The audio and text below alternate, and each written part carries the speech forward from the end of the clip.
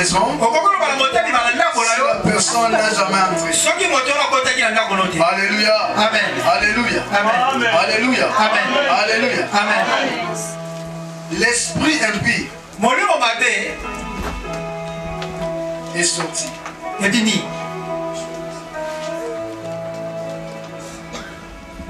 Et la Bible dit cet esprit-là est allé dans un lieu aride. Lorsque nous parlons des lieux arides,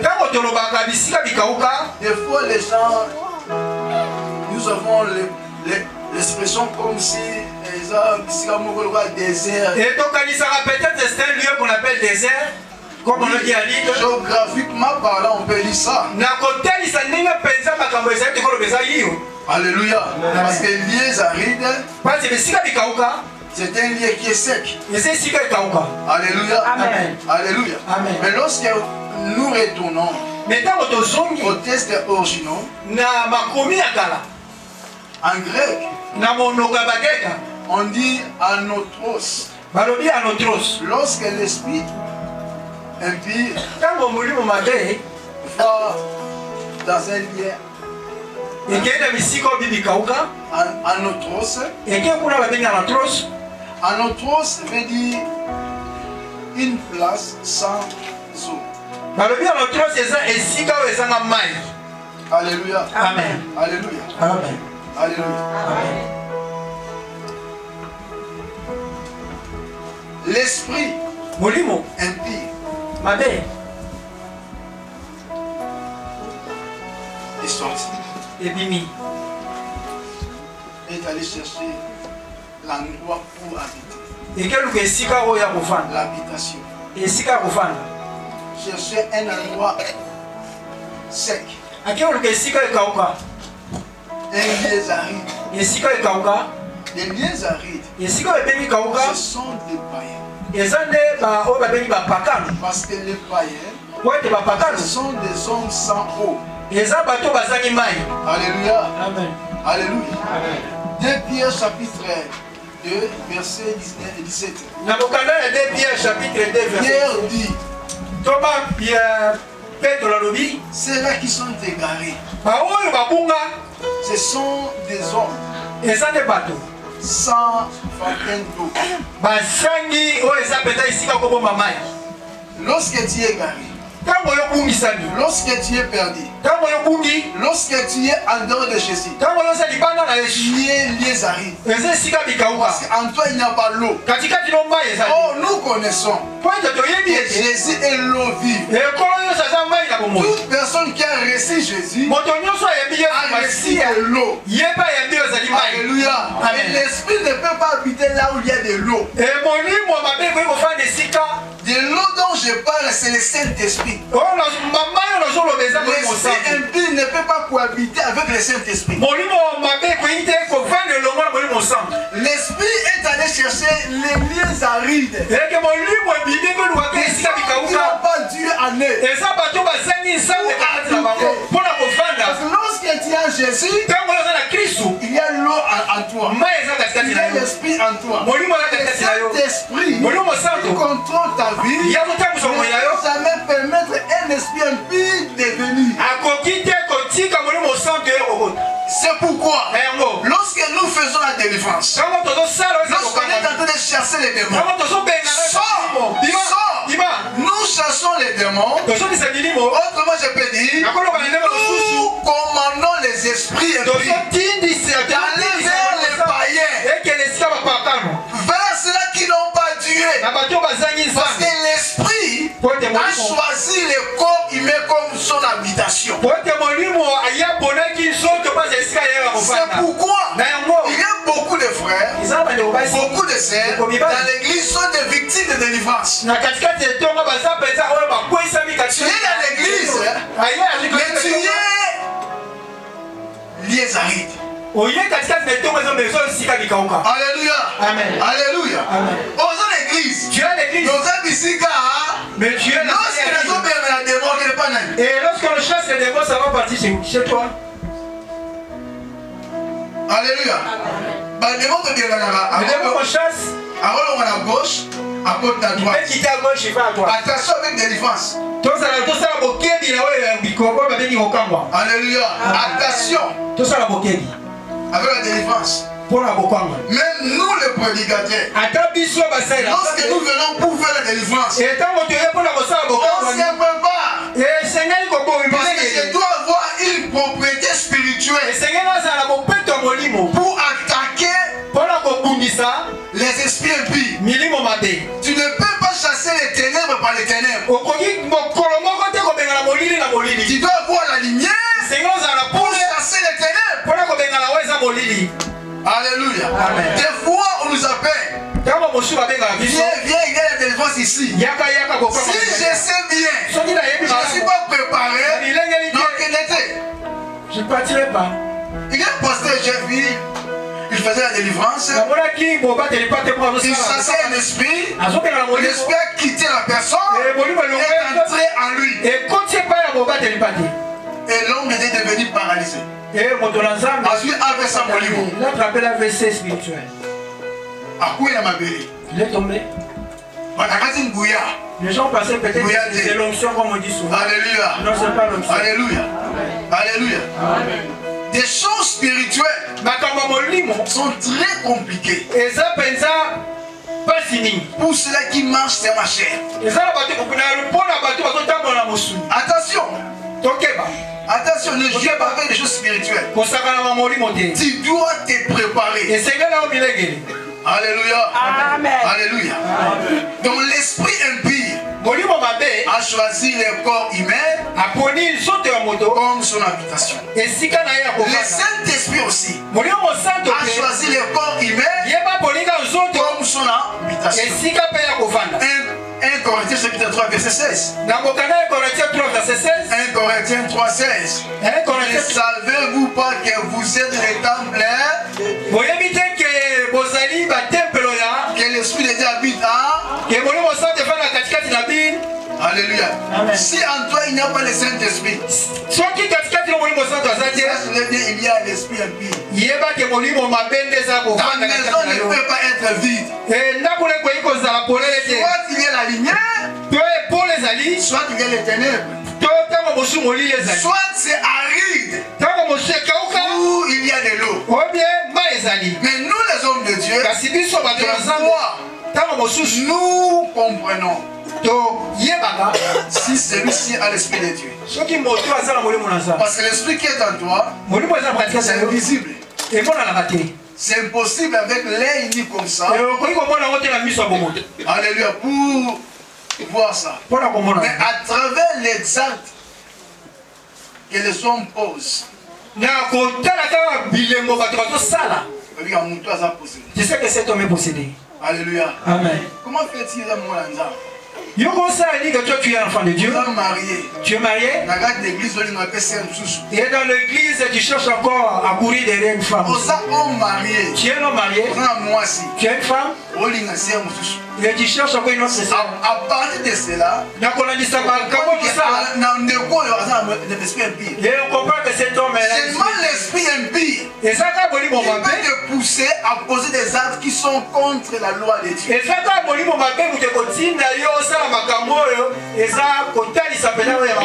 Alléluia. Hier on avait posé quelques questions. Comment est-ce qu'un homme peut recevoir les démons?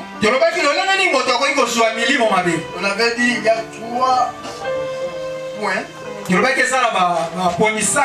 3 réponses.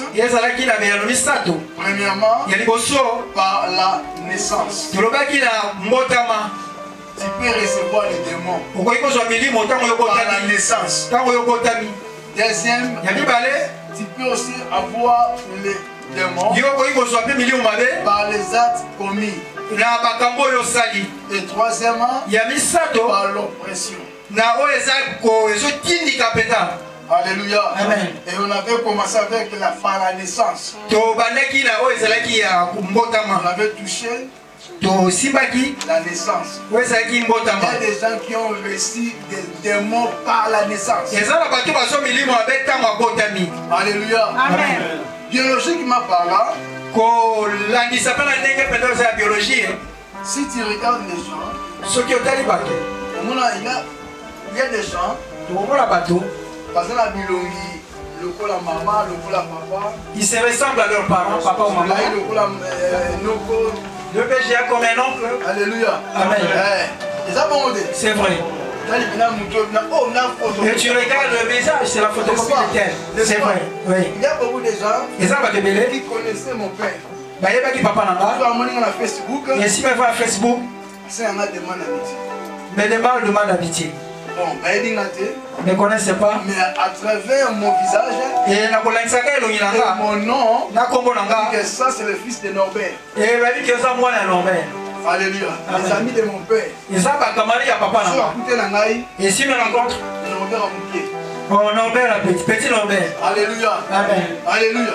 Et dans ma famille, sœurs, mes frères, m'appellent toujours papa.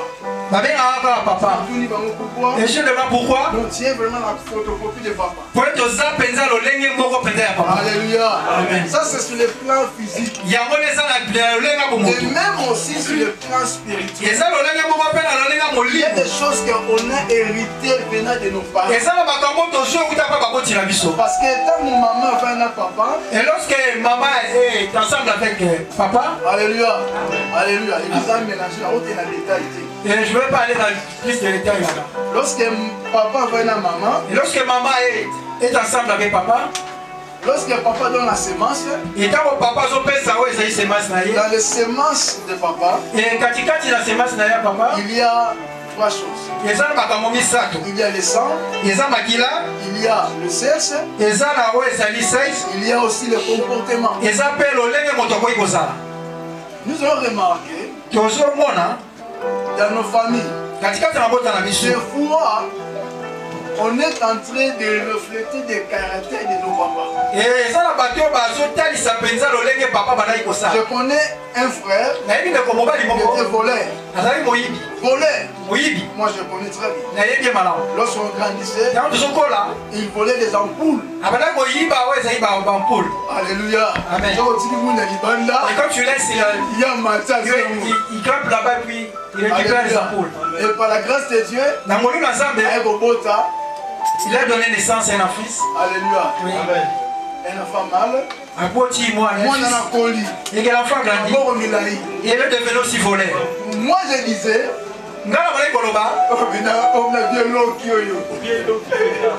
alléluia.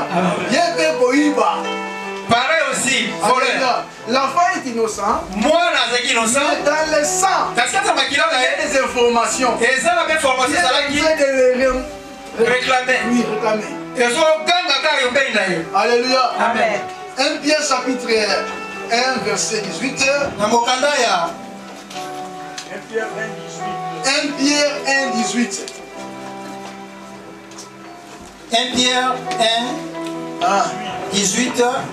Oui, je donne au nom de Jésus-Christ. Amen. Sachant que ce n'est pas par des choses périssables. Oui, sachant que c'est savoir. Avoir connaissance de. Hein? Oui. Connaître de. Alléluia. Oui. Connaissance de. Vous en voyez bien. Oui. Sachant que. Sachant que ce n'est pas par des choses périssables. Oui.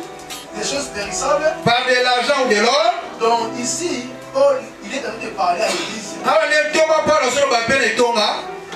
Que vous avez été rachetés. Oui. De la vaine manière de vivre que vous avez hérité de vos pères. De vaine manière. Hérité. Alléluia. Amen. Hérité vient de héréditaire. Héréditaire.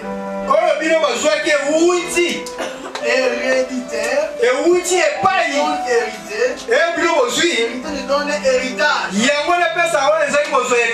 N'est pas seulement des héritages physiques. Et ça hérité cette voiture de mon père. Hérité ça de mon père. Il y a aussi des choses spirituelles. Si ton père était sorcier, il héritait la sorcellerie. La sorcellerie est caractérisée par un mauvais cœur. Tu peux être dans l'église, et on est en train d'aider notre personne. c'est toujours la même personne, ne lève pas nous. Et lorsqu'il y a quelqu'un qui se marie, et on commence à hériter quelque chose.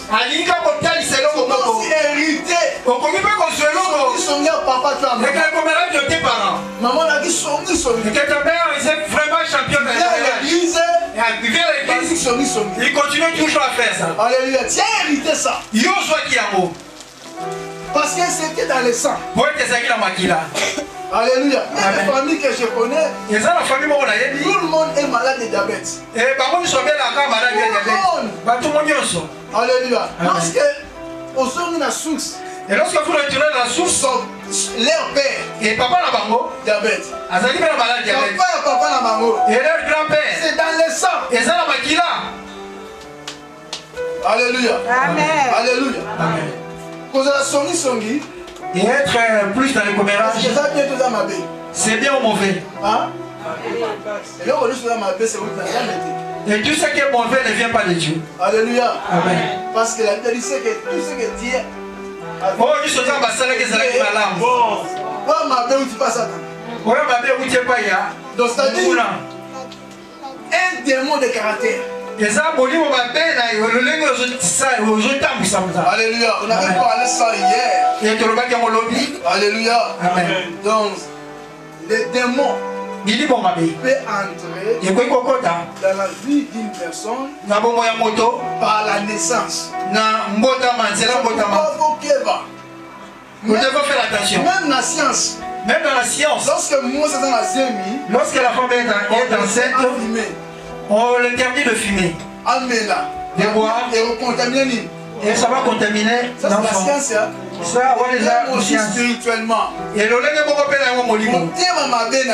et que ton mauvais cœur. Et ça pourra contaminer tes enfants. Jacob a menti. Jacob a son père. Papa n'a eu. Dans son sang, il avait les mensonges. Dans son temps aussi, ses enfants aussi, ils ont menti. Abraham, Isaac et Jacob. Ils ont menti. Attention. Alléluia. Mais ce qui est vraiment étrange, la Bible dit si quelqu'un est à Christ, il est devenu une nouvelle ère. Les choses anciennes sont et voici tout est sont devenues au moins la carte d'église mais vous allez rencontrer l'église des gens qui se bagarrent.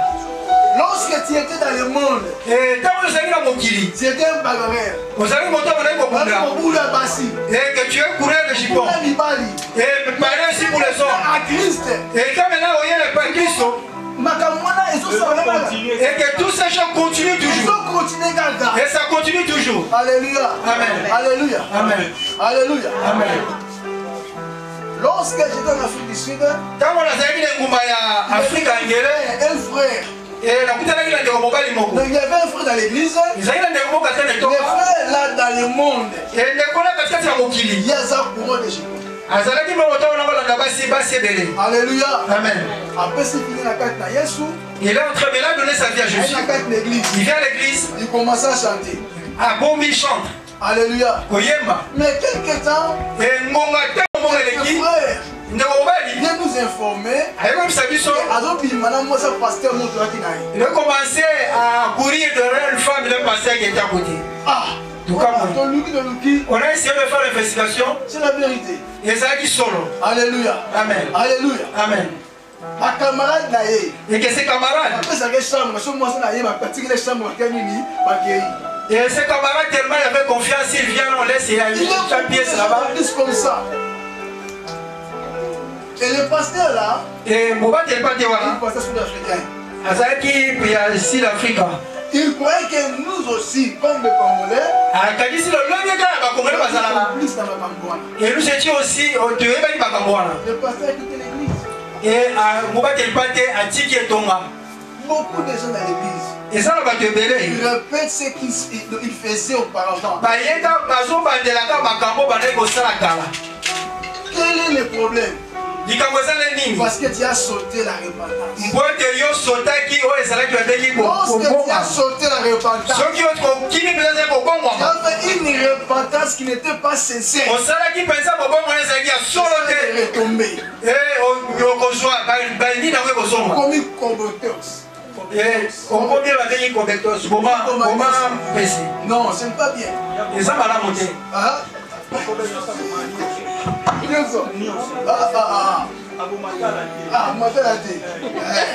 Alléluia. Amen. Praise the Lord. Amen. Praise the Lord. Praise the Lord. Alléluia. C'est ça. Qui a sauté la repentance. La repentance est très importante. La repentance vient du grec. Métanoïa. Qui veut dire changement de mentalité. Changement de caractère. Tu es dans les ténèbres. Maintenant tu es dans la lumière. Paul disait autrefois nous étions dans les ténèbres, mais maintenant nous sommes dans la lumière. Marchons comme les enfants de la lumière. Alléluia. Amen. Alléluia. Amen. Alléluia. C'est très important. Si tu as sauté la repentance, viens voir pasteur. Fais un effort de venir voir. Alléluia. Alléluia. Alléluia. Deuxième point, par lequel les démons entrent dans la vie d'une personne, c'est les actes commis. C'est le péché. Ce que tu es en train de faire donne l'accès au diable. Premier point, ça veut dire c'est par la naissance. Tu as hérité quelque chose involontairement. Et tu ne savais même pas. Et tu devais prostituer maman, et ça vient de père ou de papa. Alléluia. Maintenant tu as donné ta vie à Jésus. Et si vous dois savoir que le péché donne l'accès au diable. Alléluia. Amen. Lorsque tu vis dans la vie de péché, donne l'accès au diable. Qu'est-ce que le péché? Qu'est-ce que le péché? L'église. Qu'est-ce que le péché? C'est la transformation de la vie. Ah, alléluia. Tu es béni. Qu'est-ce que le péché? Il y a beaucoup de définitions. Qu'est-ce que le péché? Est-ce que nous répondons à ça? Quand Dieu, qu'est-ce que le péché? Qu'est-ce que le péché?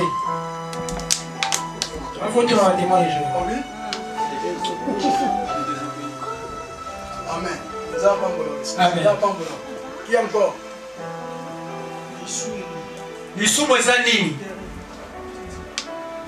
Qu'est-ce que le péché?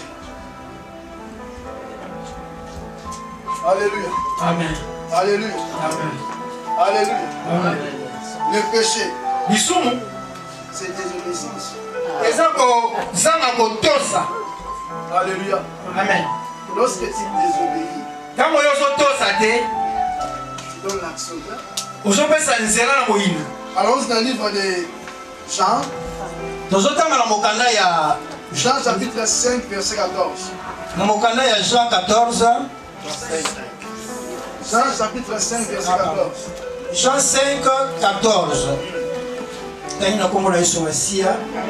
Depuis, Jésus le trouva dans les temples. Jésus le trouva dans les temples. Et lui dit, voici, tu as été guéri. Tu as été guéri. Ne pêche plus. Ne pêche plus. De peur qu'il ne t'arrive quelque chose de pire. De pire. Donc le péché donne l'accès à quelque chose de pire.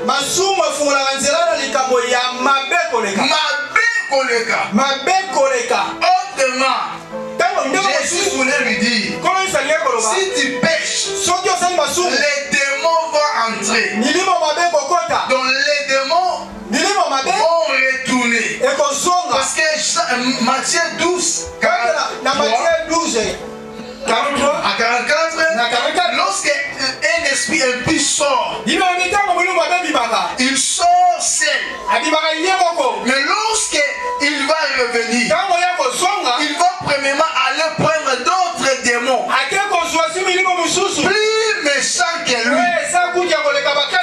Alléluia. Et Jésus lui-même a dit, la condition de cet homme sera plus pire. Jésus voulait lui dire, si les esprits, les démons rentrent en toi, ta situation sera plus compliquée.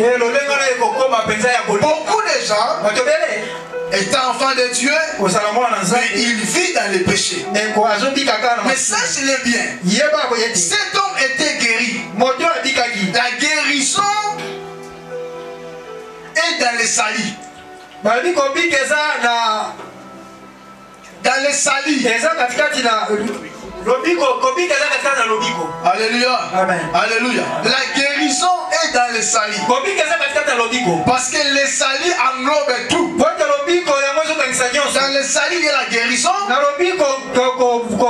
les salis, il y a la guérison. Il y a la délivrance. Il y a tout. À la croix, Jésus nous a guéris.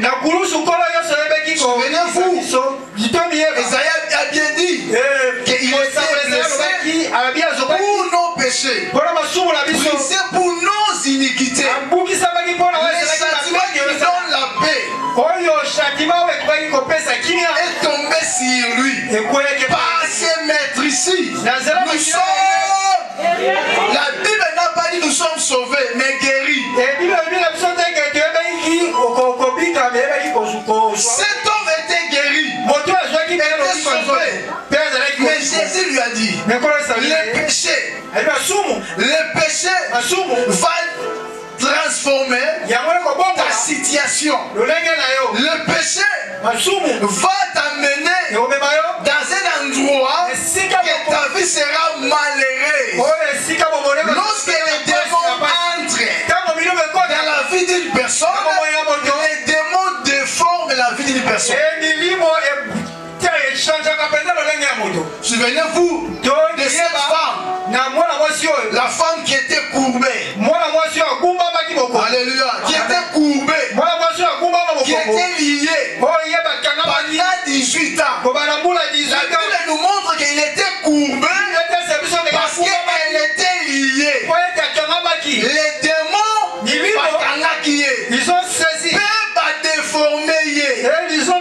Lorsque les démons entrent, les démons nous déforment.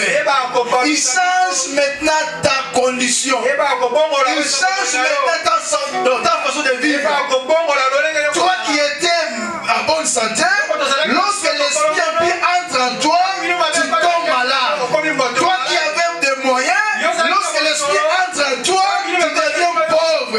Toi, des choses qui marchaient très bien, lorsque les démons entrent en toi, il y a des problèmes sur des problèmes. Alléluia. Alléluia. Le péché. Le péché. Attention avec le péché. Attention. Désobéissance. Alléluia. Amen. Alléluia. Aujourd'hui, dans notre génération, les chrétiens n'aiment pas que nous puissions parler sur le péché. Lorsque tu parles sur le péché, ils disent, pasteur, il est en train de nous condamner. Non. Le péché amène trois choses. Lorsque tu vis dans le péché, premièrement, tu es séparé de Dieu. Dieu cache sa face sur toi. Troisièmement, il ne t'écoute pas.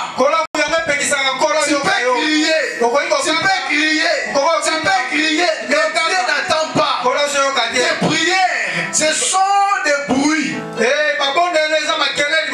Bible dit, ceux qui invoquent le nom du Seigneur, qui s'éloignent de l'iniquité. Alléluia. Le péché t'empêche de marcher avec Dieu. Alléluia. Jésus sur la croix, lorsqu'il criait, Père, pourquoi Jésus, lui qui était la parole faite chair, lorsqu'il a porté le péché, Père a péché mon corps. Et que le papa peut s'y tourner le dos. Et si Dieu peut retourner le dos à son fils, combien plus fort tu toi et moi? Le péché rend ta vie de prière impuissant devant les démons. La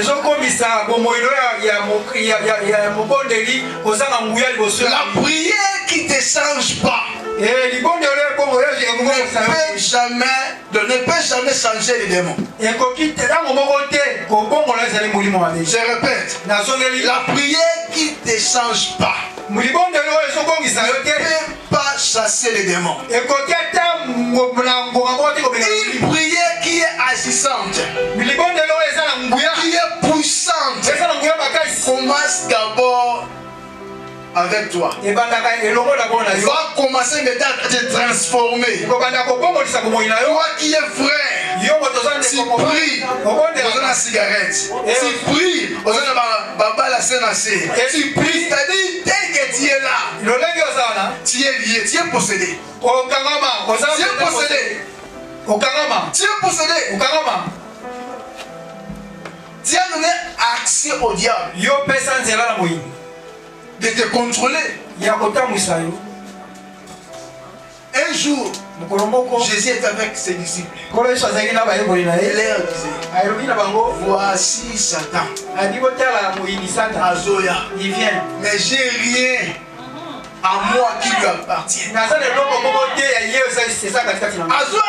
Il vient. Il y en a quatre nanaï. Mais dans moi, Et là, comme moi, il n'y a rien qui peut réclamer. beaucoup de chrétiens, Et bah, vous avez la Satan et que je chasse les démons. en toi. Il y a quelque chose qui lui appartient. Et ça, les gens comme moi, il y a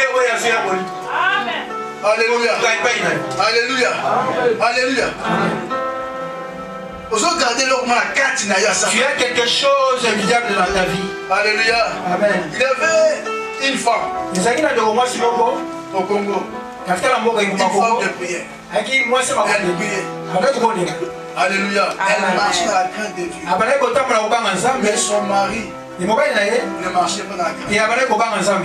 Son mari avait beaucoup de femmes. Et un jour, cet homme était tombé malade. Parce qu'il y a un examen. On est allé faire l'examen, il avait sida. Sida. Oui. Le docteur a venu. Et le docteur l'a appelé. Maman, Elle avait résistant. voilà le résultat de ton mari. Et Et ton mari est atteint. Il a commencé à pleurer. parce qu'Aébi, Elle sait. la connaissance c'est que ceux partenaires dans la civière pour ça Et c'est la connaissance, c'est pareil, comme elle vit ensemble. Elle a commencé à pleurer. Commence à pleurer. Commence à pleurer. Chaque semaine, Et chaque semaine, le maigrit. Et lorsque regarde les enfants, ces soucis-là, elle met toujours à pleurer. à prier, à prier. Et il a dit, bon, je vais encore faire l'examen. Moi, Père, moi, pendant tous ces temps-là, je te craignais. Ah oui, il est sorti, mais moi, j'étais fidèle. Je suis aussi un homme. Et je peux faire ce qu'il a été de faire. Mais je te craignais. Alléluia. Amen. Il est allé faire l'examen. Il a passé l'examen. On l'a appelé par les docteurs. Et voilà maintenant le résultat. Il vient à mon bureau. Il est entré à la bureau, il est assis. Et le docteur regarde. Il regarde là-bas. Il regarde toujours en bas. Il dit, tu es chrétienne? Il dit oui. Que Dieu est avec toi. Dieu est avec toi. Il dit, qu'est-ce qui se passe avec toi? Le chauffeur fait l'examen. On a allé trouver à l'intérieur. Tu n'as même pas été. Alléluia. Amen. C'est là, je voulais te donner un conseil. Mais moi, il appelle ça du son conseil. Tu peux être dans les mariages. Ou dans l'église. Ou dans l'église. Il ne faut pas.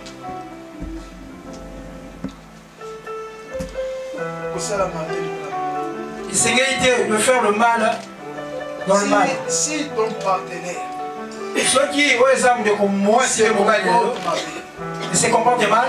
Peut-être elle se comporte très mal. Restez dans la présence de Dieu. Dieu est juste. Solo. Dieu est juste. Solo. Dieu est juste. Solo. Dieu est juste. Solo. Ne dis pas. Moi je suis humain. Je peux faire. Moi je suis un homme. Moi je suis femme. Et on me drague aussi. Je ne fais jamais. Paul a dit, ne paye pas le mal par rendez le mal par le bien. Amen. Alléluia. Amen. Fermez les portes. Yes. On peut prier pour vous. Les démons qui vous tourmentent vont vous quitter. Mais ce qui est très important, c'est maintenir la délivrance que vous avez. Parce que lorsque les démons quittent vos corps, si tu n'es pas sage,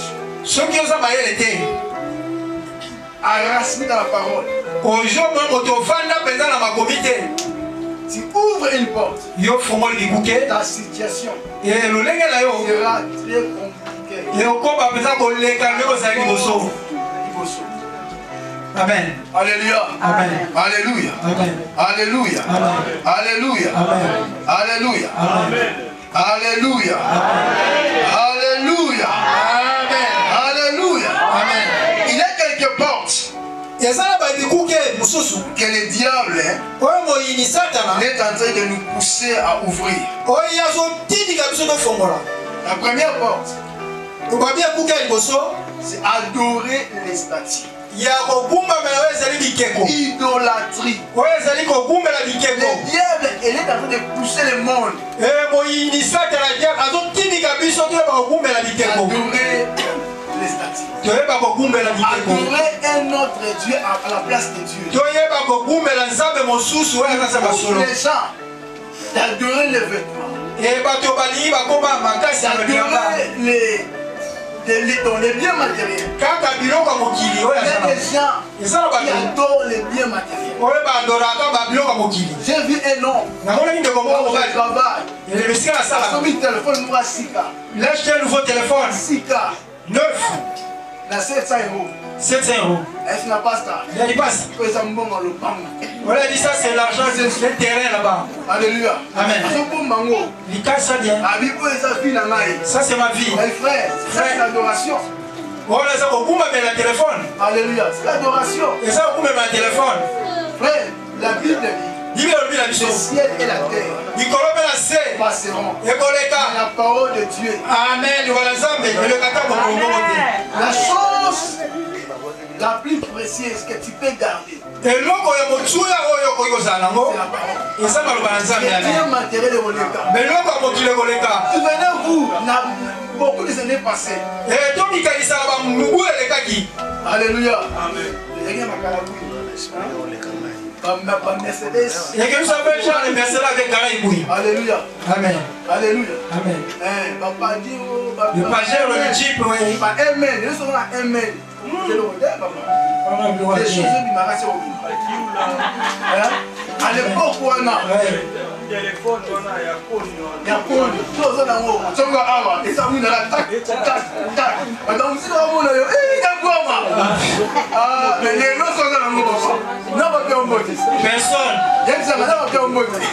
téléphone à phonie. Alléluia. Non, il y a 3310. Tu es sur les gars. Ça n'a pas les lots. Kilo de téléphone. Non, idolâtrie. Idolâtrie. Il en veut. Le vêtement va passer, tout va passer. Il ne faut pas adorer. Et c'est qui est beaucoup maintenant. Alléluia. J'ai vu ce qui est passé au niveau de Toulouse. Oui, dans la Toulouse. Alléluia. Le 26, le 25, le 26, le 27. Le 25, le 26 et le 27. Il y a un statut là. Oui. Qui est en train de passer là. Il y a qui est comment sur les gars. La gardienne des ténèbres. Parce que les motos à Simba, il y a un moto à Simba, mais je suis à Bilmouli. Les gens Alléluia. Amen. L'enfant de Dieu. Et moi, l'ensemble. Il y a la connaissance. Ouais, ça va dit. Non. Elohim. Sur Elohim, c'est une assaille. Alléluia. Alléluia. Amen. Parfait, tu en as Alléluia. Alléluia. Donc j'ai vu ça. C'est les 31. Ah, bah ça, on a ça et l'autre. J'ai vu ça même en Suède là-bas. En Suède, c'est la cimetière. Oui, en Suède, il y a le cimetière. Faites des morts. Qu'est-ce que dit la Bible, la livre des Lévitiques? Faites un koufi. Ne consultez pas. Tu es mort, tu es pas koufité. Tu connais Dieu. Il y a des enfants. C'est des exemples comme des fantômes, des sorciers. Laisse-moi te dire. Laisse-moi te dire. Dans le monde spirituel, l'ignorance n'est pas excuse. Alléluia. Ce que tu fais là, il y a des conséquences spirituelles. Il y a des mots qui entrent en toi, ça les savoir. Tu connais Dieu. Mais tu es plein avec la parole. Mais comment tu fais de ces pratiques? Oh. Papa, il passe à la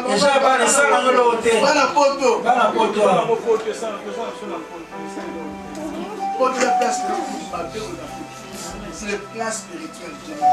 Maman va comprendre pas la ligne de classe. On a dit bon, on va accompagner. Oui. Mais spirituellement, ils ont débat. Non, oui, spirituellement, c'est déjà bon. Nous sommes dans un endroit qui est comme des tombeaux. N'est-ce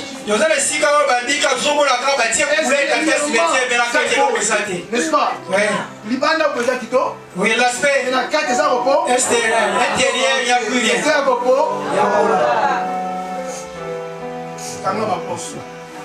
Ferme tes portes. Il y a beaucoup de fêtes que les gens doivent fêter. Les gens fêtent au bateau. Comme Saint-Valentin. Le 14 février. Saint-Valentin. Tu attends seulement le 14 février pour porter rouge.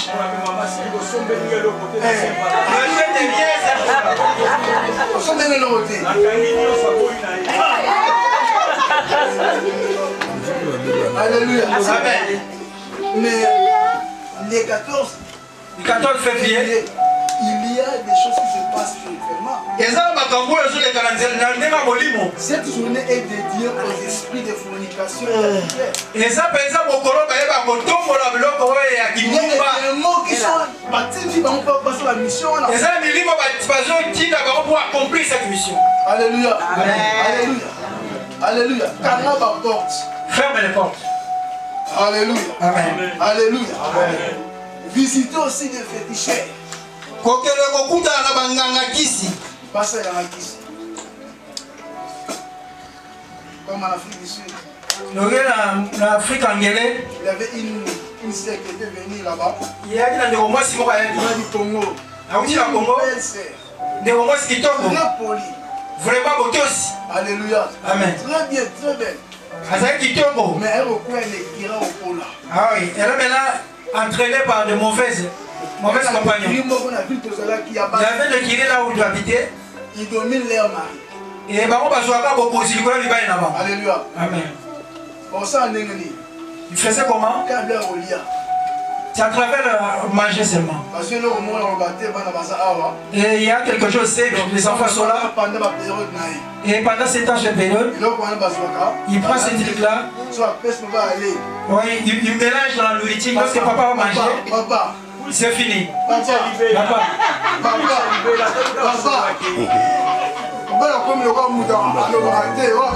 Le malin est devenu comme tout ce que la va le faire. Moi, ça, je me bats, il va même des amants à la maison. Un champ. Il accepte. Alléluia. Aïe. À quelle année? Aïe. Au monde. Et vous allez voir. Et si tu regardes le monsieur de Philippe, on n'a pas si vraiment. Mais à la fin, la femme, a beaucoup de maman, n'allez pas consulter le féticheur. Et ici en Europe,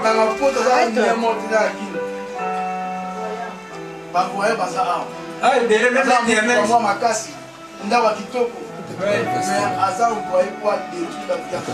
Amen. Voyons.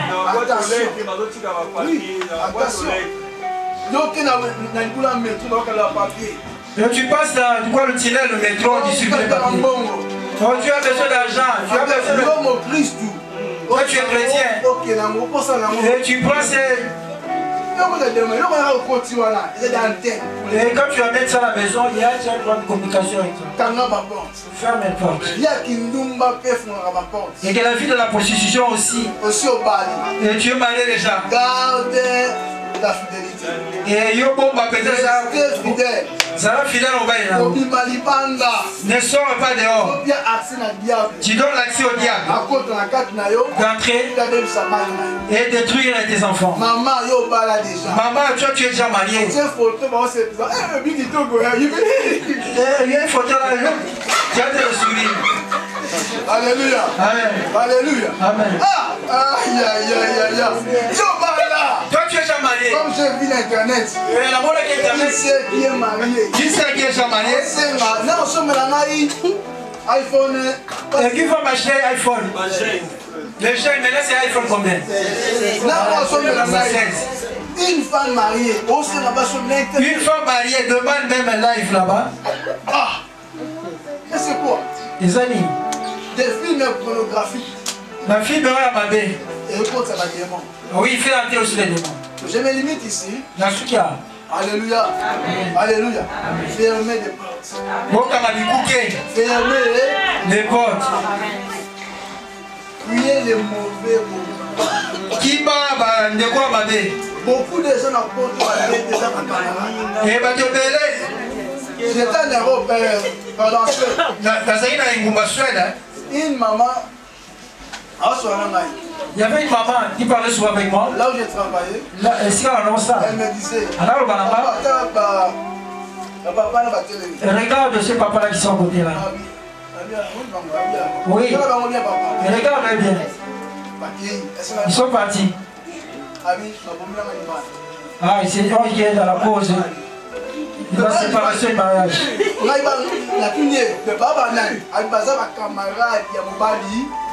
Des amis. Il y avait un problème chez nous. Et la sœur, j'allais se confier aux amis de son mari. Et tout ce qui s'est passé dans les balles. Pour la repère, ça va un conseil. Et eux, le chasse la chasse. Alléluia. Amen. Alléluia. Amen. Dit ta femme là, il m'a fait cœur là. Voilà que j'ai dit ça.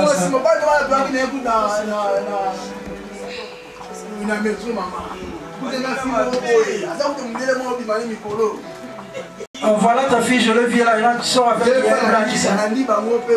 Tu n'avais pas vérifié, elle a suivi. Et oui. Alléluia. Amen. Oh là. Alléluia. Amen. Alléluia. Amen. Elle a détruit ma vie. Et je ne savais même pas, c'est ta peine d'arriver en Europe. Alléluia. Amen. Attention. Attention. Des Kiri.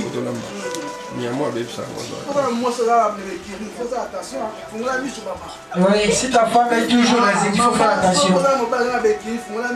Si on parle sur ton mari, à des groupes là, il faut faire attention. Je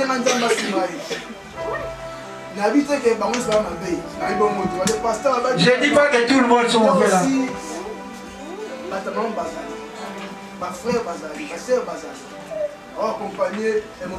Oui, il faut accompagner. Mais attention avec le groupe où on a assez avec immeuble.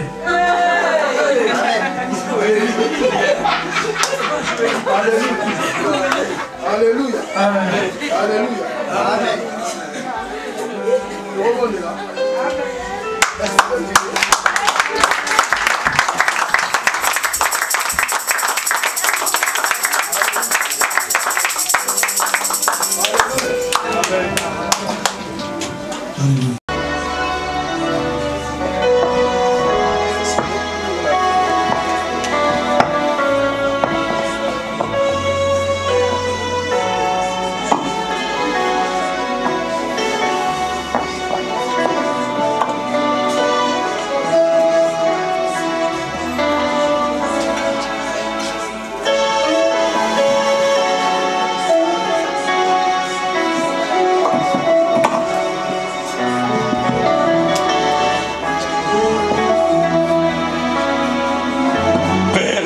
Notre Dieu, nous sommes devant toi. Ces jours-là, Seigneur, avant ta mort, tu disais à tes disciples de chercher un endroit pour manger la dernière nourriture avec eux. Oh grand Dieu, pendant que tu mangeais avec tes disciples, Seigneur, tu les as donné des promesses. Chaque fois que vous serez ensemble, vous devez manger et boire mon sang en souvenir de ma mort et de ma résurrection, car je ne mangerai plus avec vous cette nourriture jusqu'au royaume de mon Père. Je les mangerai avec vous. Père, aujourd'hui c'est l'accomplissement de ta parole. Oh grand Dieu, bénis cette table. Bénis cette table, Seigneur.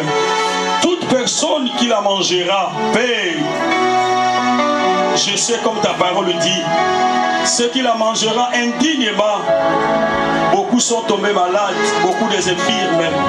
Mais ceux qui la mangeront dignement, Seigneur, c'est la bénédiction, la guérison, le miracle qui va s'opérer à ce moment.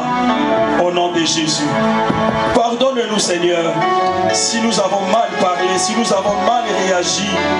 Que ta miséricorde, Seigneur, manifeste au milieu de nous. Au nom puissant de Jésus-Christ, notre Seigneur et Sauveur, ainsi nous avons prié. Et nous disons Amen. Bien-aimés dans le Seigneur, les jours où Jésus mangeait avec ses disciples, c'était la dernière nourriture pour lui sur la terre. Et Jésus a donné une promesse à ses disciples. Chaque fois que vous vous réunissez, vous allez manger mon corps et boire mon sang, en souvenir de ma mort et de la résurrection. Jésus les a dit, je ne mangerai plus avec vous cette nourriture jusqu'au renouvellement, jusqu'au royaume de mon Père. Une église qui ne mange pas la Sainte Seine, c'est une église, bien-aimé, qui n'obéit pas à la parole de Dieu. Car ici, bien-aimé, nous allons manger les corps brisés à la croix et le sang répandu pour nos péchés. Au nom de Jésus. Amen.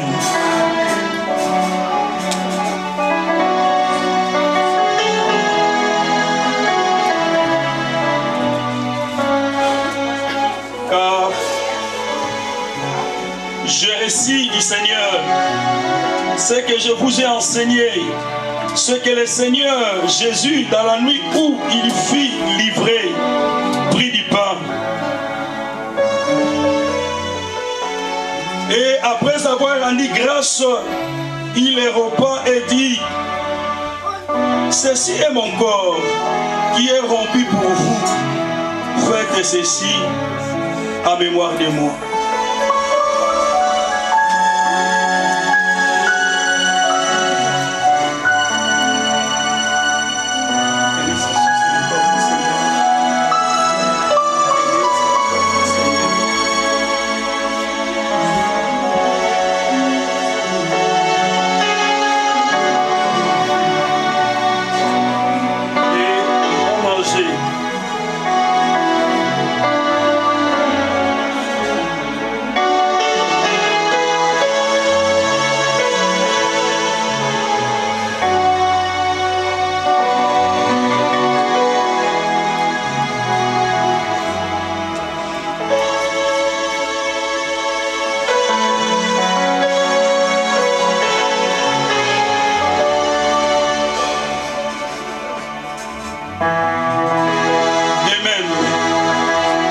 après avoir soupé, il y prit de la coupe.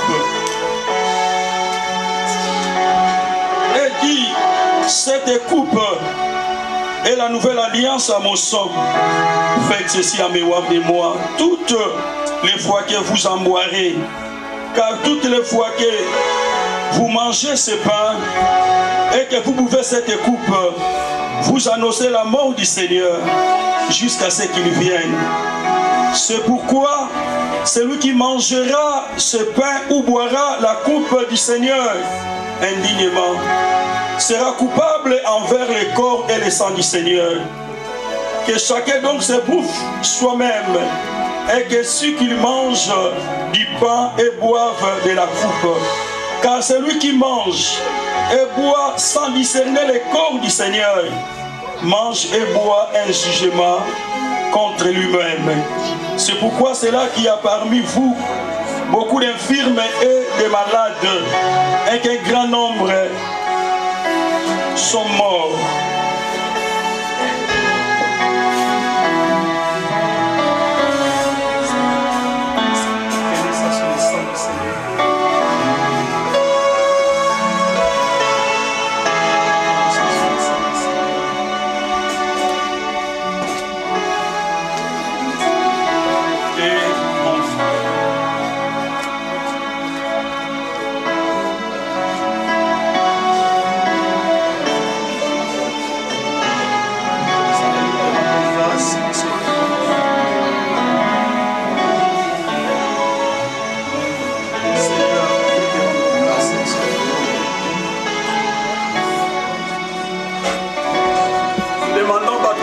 Simba koya pona kobiba biso.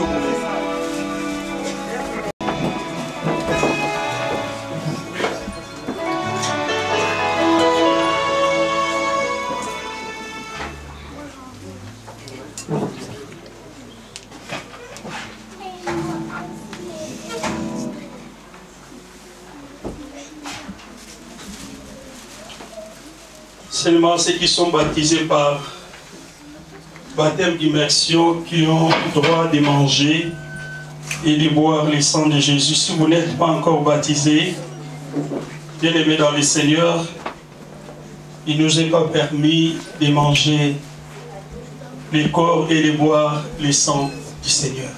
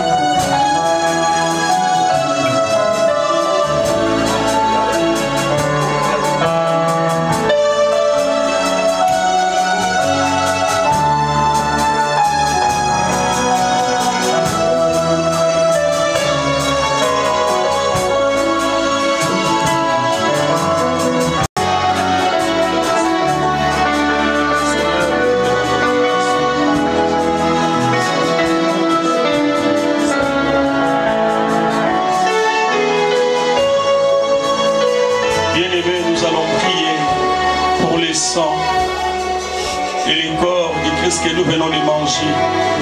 La parole du Seigneur me dit, le sang vous servira de signe de protection. La parole du Seigneur me dit qu'ils l'ont vécu à cause du sang. Que le sang de Jésus puisse te protéger, ta famille, ta vie. Prions au nom de Jésus pour tout ce que nous avions mangé. Prions, bien-aimés.